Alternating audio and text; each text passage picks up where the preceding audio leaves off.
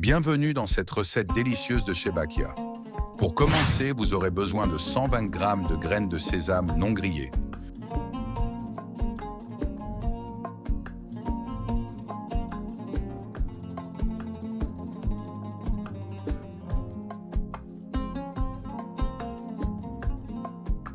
Ensuite, prenez 120 g d'amandes non grillées.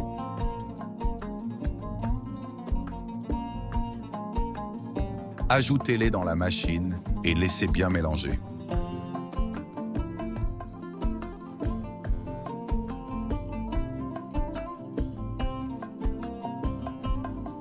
Maintenant, ajoutez une grosse cuillère à soupe de cannelle pour parfumer le tout. Puis ajoutez une petite cuillère à café de fenouil et une cuillère à café d'anis vert. Ensuite, mettez 4 grains de mastic moulu avec un peu de sucre. Cela va apporter un goût unique. Ajoutez aussi un quart de cuillère à café de sel. Pour lier tous ces ingrédients, ajoutez 120 g de beurre fondu, puis incorporez 120 g d'huile végétale ou d'huile d'olive et laissez bien mélanger.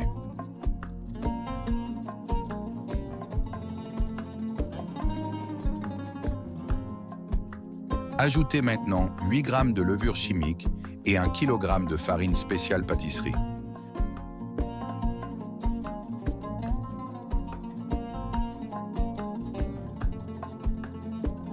Mélangez bien tous ces ingrédients ensemble.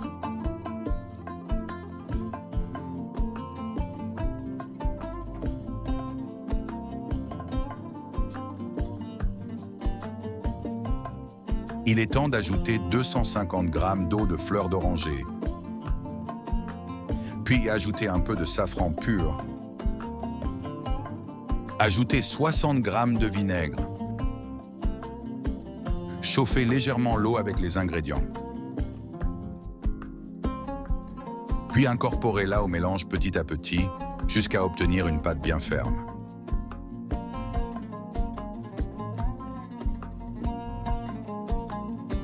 Si votre pâte est trop friable et se casse, vous pouvez ajouter un quart de tasse d'eau pour la rendre plus souple. L'ajout d'eau dépend du type de farine que vous utilisez.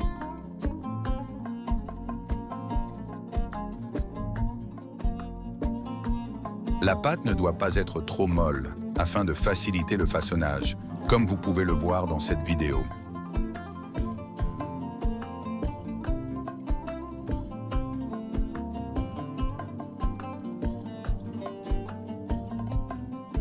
Une fois la pâte prête, mettez-la dans un sac en plastique pour éviter qu'elle ne sèche.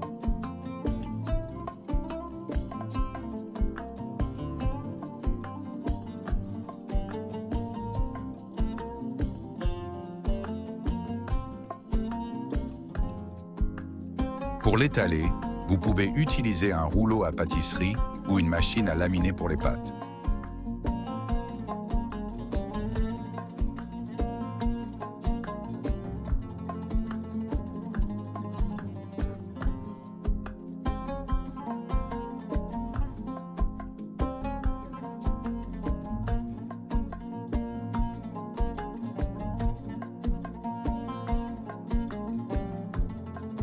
Tracez ensuite 5 bandes, puis coupez-les.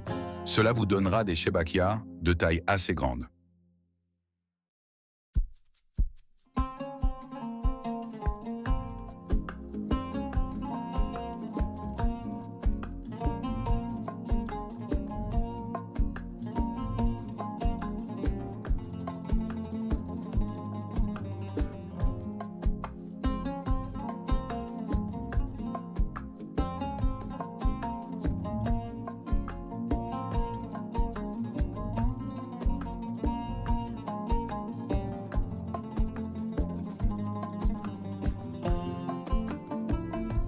Si vous préférez des shebakia de plus petite taille, tracez seulement 4 bandes.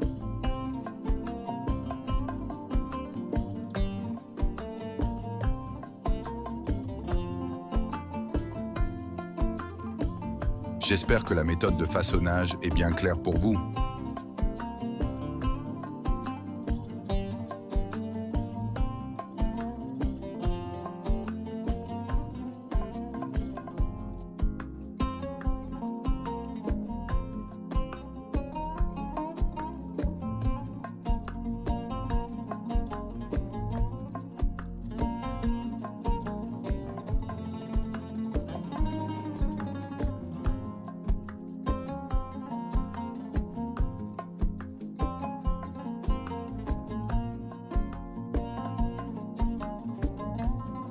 Une fois formés, vous pouvez frire les shebakia le jour suivant.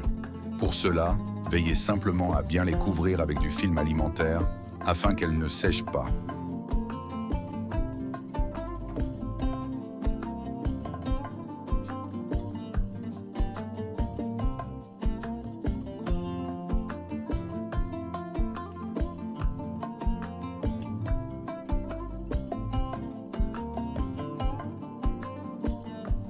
Laissez-les frire jusqu'à ce qu'elles prennent une teinte dorée, puis trempez-les dans du miel refroidi pour leur donner toute leur saveur.